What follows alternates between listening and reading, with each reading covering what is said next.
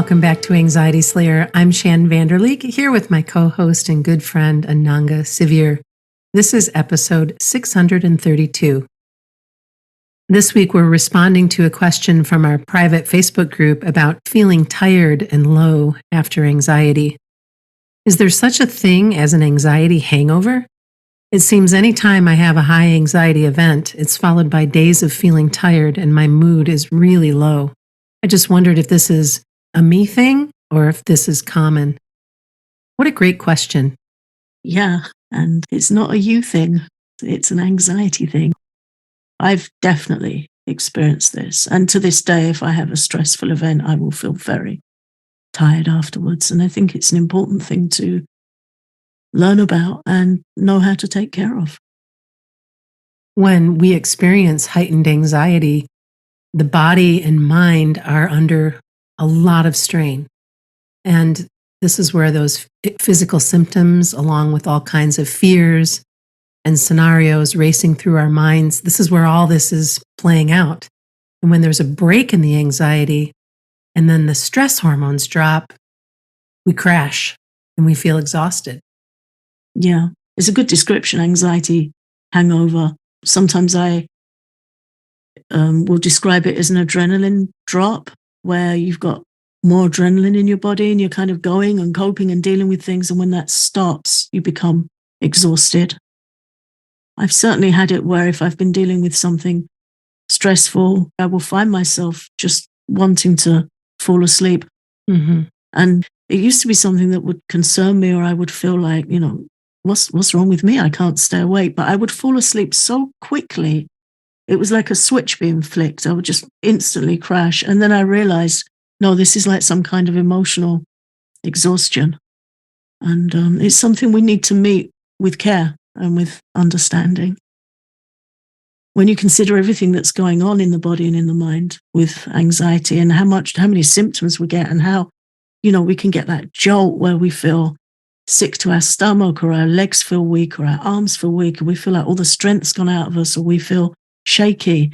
It's not surprising that we might feel tired and low in the days following a heightened event. Can you talk a little bit about Ayurveda's teaching on collapsing into a low mood? Yeah, this is something that I found really helpful in my own life to understand. This is sometimes in Ayurveda, when we feel low or depressed, it's described as through a loss of energy. Like if we've been really running at a certain pace and we become depleted, our nervous system becomes exhausted, we can fall into a low mood. We fall into a place of low energy. So it's not just that our body becomes exhausted, our mind becomes exhausted. And from that place, it is vulnerable to lower moods and fear and loss of motivation and loss of hope. And it comes from a place of being really wrung out, just being overexerted and overtired. And over time, that has its effect on us. So it gives another insight into ways that the mind can become low and depleted. And it's something I experienced a few years ago after a really difficult house move and quite a stressful situation, where I found myself feeling really low at a time when I felt that I was going to be moving myself into a better situation. And then I came to that understanding that it was just sheer exhaustion.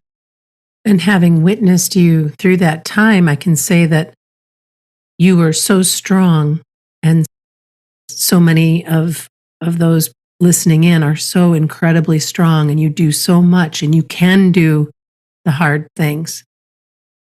It's just this understanding that it is human nature, after going through these challenges, through these chapter changes, through whatever it is that you're experiencing, that there will be that time that you come down. Yeah.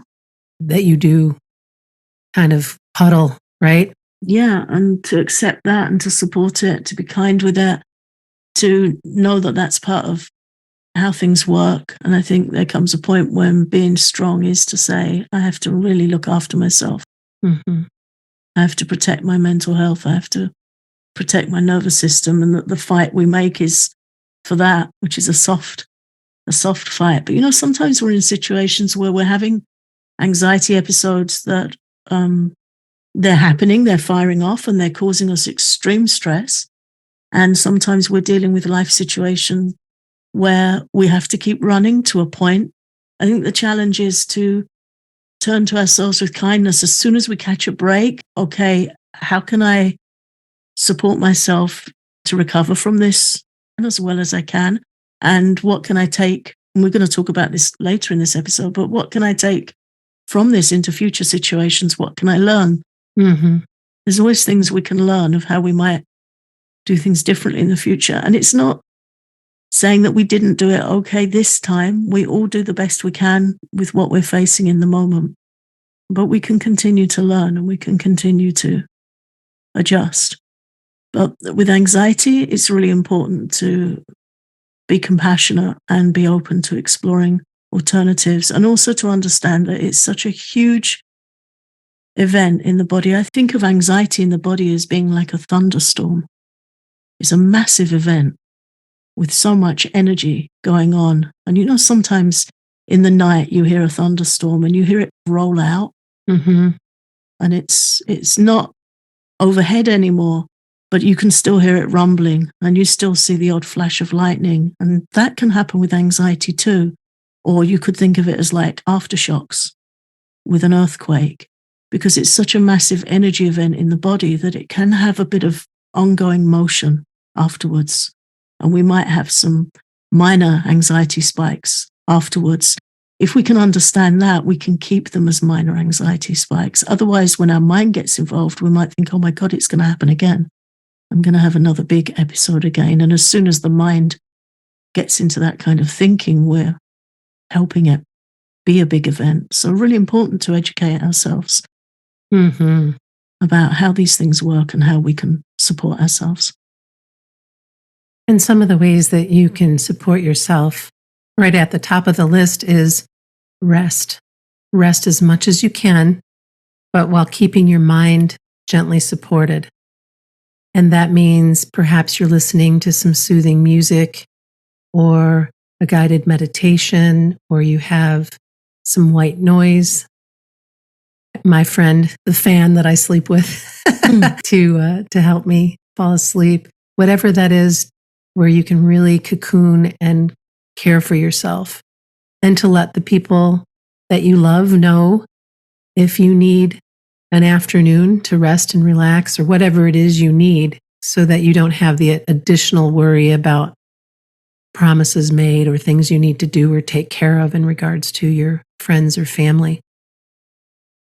It's also key to eat simple, nourishing meals that are easy to digest. And this is also when you want to avoid caffeine and sugar as much as you can. Yeah. Anxiety takes energy away from our stomach and our digestive system. So as we're recovering from an episode, the energy in our digestive system is low, and digestion takes a lot of energy. I think I once read it can take about 60% of our energy. Sometimes when you eat a really big meal and you want to sleep afterwards, or you just feel slow. When we've got those two things coming together, we've got anxiety that hinders our digestion and takes our energy away from it. And then we've got digestion, which takes a lot of energy in and of itself. Really helpful to eat simple, easy to digest meals. Keep hydrated, keep sipping warm water, eat nourishing soups or vegetable stews. If you're aware of a meal that you feel is really comforting and you don't feel tired after eating it, those are the kind of meals you want to go for. It's also important that you get outside if you can. Take some walks. Just slowly allow yourself to meander where, in the neighborhood where you live, just to move a little bit to release tension from your body. This isn't a big workout. You're not in a race, but to get outside, get some fresh air, sunshine if you're lucky, and some nice deep breaths. This is also a time to be incredibly kind to yourself. We want to eliminate as many expectations as possible. We don't want to be in a position of, I wish I could, I should have done this, I should have done that. because those expectations and disappointment, they only add to more stress, more strain, and fatigue. We all deserve to be sweeter to ourselves as we're recovering from whatever it is we're going through, whatever challenge we're facing. Yeah, I think pairing that with acceptance too is important, isn't it? To meet the situation where it is. If we've been through a heightened anxiety experience and now we're tired, it is what it is. And if we're going to be impatient with ourselves and shoulding all over ourselves and feeling that we, should be doing this or that, we're just going to exhaust ourselves further, going to add to our own uncomfortable experience and fatigue. And actually, what it does is it delays your recovery. It delays you being able to get back to what you feel you need to do. So as much as we can turn to ourselves with kindness and acceptance and understand that right now in this moment, this is what I'm dealing with. It won't be forever. It's temporary. And how well I meet it and what I learn from it could be very beneficial to my development and my future recovery from anxiety. We really need to be compassionate. It's also important that we protect our minds and nervous system from the news, from drama, from noise and violence. Ayurveda teaches that our nervous system responds to everything our senses bring into the mind. When you're already feeling low after a bout with anxiety, the last thing you need is more drama. This is when you want to invite calming sounds and scents and colors all around you and practice relaxing with them. Guided support here can be helpful as well. Yeah, to shepherd the mind and hold the mind in a safer place. It's very easy once we're exhausted to start ruminating and start worrying about ourselves. If there's something really wrong with us, we might even question our sanity or question our performance down the line. We might start, worrying that we might not be able to hold down a job. All kinds of stuff can happen when the mind is tired and low. It's very vulnerable. So guided support is really helpful because it holds the mind occupied gently in a healing way, and it stops it chewing over on itself.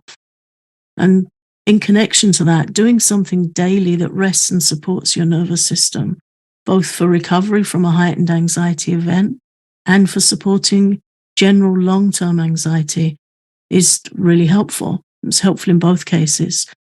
So pick a guided practice, a breathing practice, a guided meditation, a yoga sequence, something that helps you feel actively that you're relaxing, choosing to relax, and set aside a few minutes each day for that.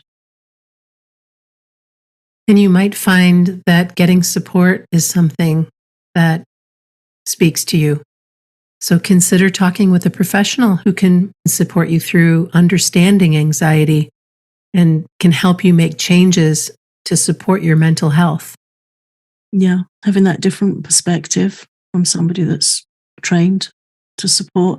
And also it helps with accountability, holding us gently in a place where we can air our feelings and make the changes we need to make to feel more steady and feel like we're having a better experience with our life.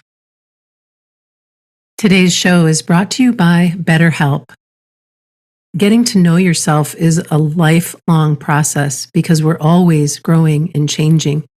Each chapter of our lives comes with new experiences, challenges, and more self-awareness. Therapy can help because sometimes we don't know what we want or understand why we react the way we do until we talk things through. A BetterHelp licensed therapist can take you on that journey of self-discovery from wherever you are. Therapy is helpful for learning positive coping skills and how to set boundaries, and it empowers you to be the best version of yourself. If you're thinking of starting therapy, give BetterHelp a try. The experience is entirely online. It's designed to be convenient, flexible, and suited to your schedule. Simply fill out a brief questionnaire and get matched with a licensed therapist. Discover your potential with BetterHelp. Visit betterhelp.com/slayer today to get 10% off your first month. That's BetterHelp, BetterHelp.com/Slayer. Before the break, we were talking about what helps when we're experiencing an anxiety hangover. Now we're going to segue to the opportunities that come from exhaustion. Yeah, I think this is something that we rarely consider. It took me many years to find myself in a place where I began to understand the peace and learning that I could find when I was really unwell. Initially, it came from challenges with my health, chronic health issues. And I found that in times where I was really in pain, to the point that I had to throw up a white flag and give up on whatever I was trying to do with the day and just prop myself up in bed and surrender to what was happening. In that space, I found that there was a really quiet, contemplative place I could go to, which I would describe as being like the eye of the storm, the calm in the center of a storm. And I felt so unwell that I felt I had complete permission to do that because nobody was going to get anything out of me on those days. So that was an interesting experience for me. And I could meditate peacefully in that place, even though I was feeling very unwell. And I found it a place where I could gain some understandings and really reflect and then think about making self-supporting changes.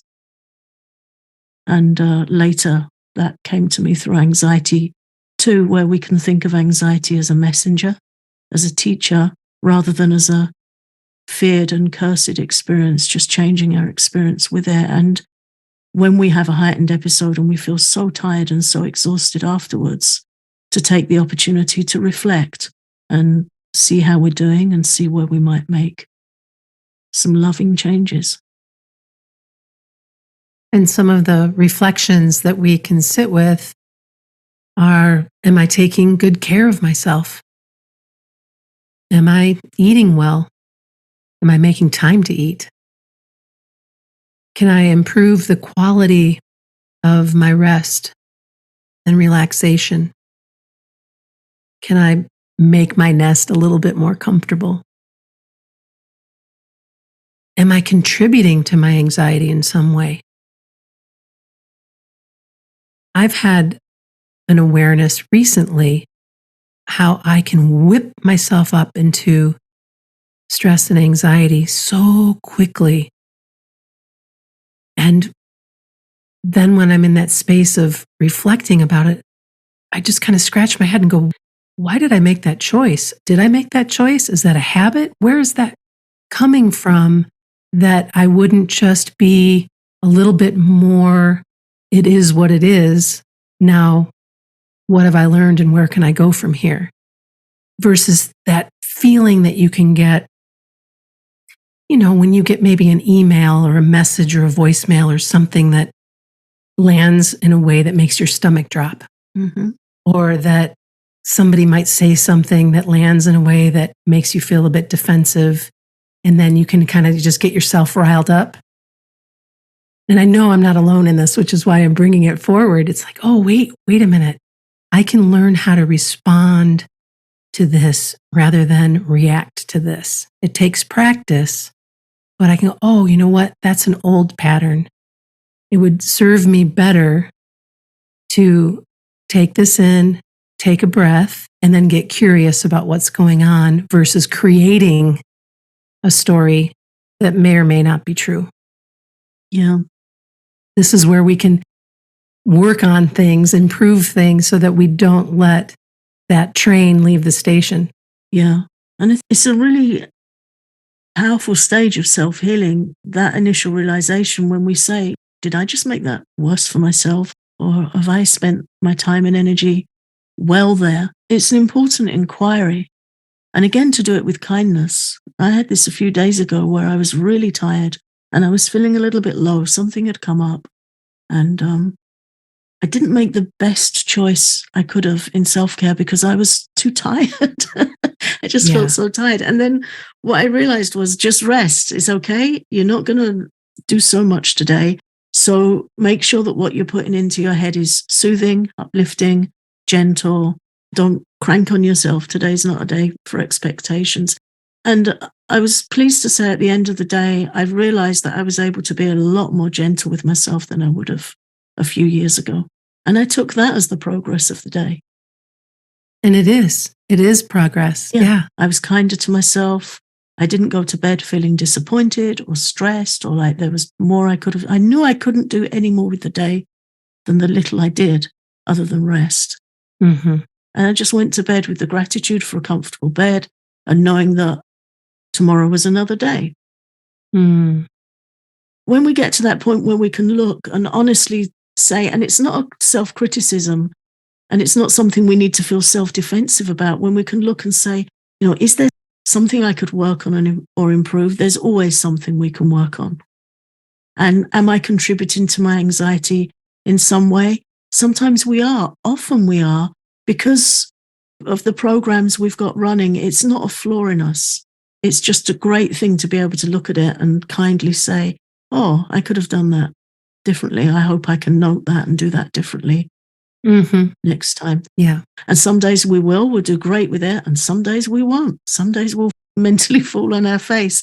But that's how it is too.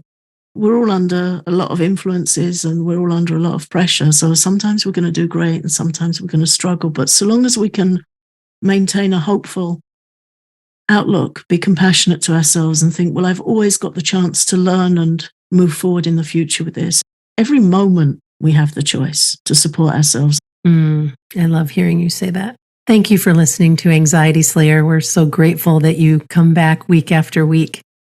We invite you to get our guided relaxations for sadness and low energy from our Emotional Peace album. You can get this along with over 100 guided relaxations, tapping sessions, and teachings for calming anxiety on our Patreon at patreon.com/anxietyslayer.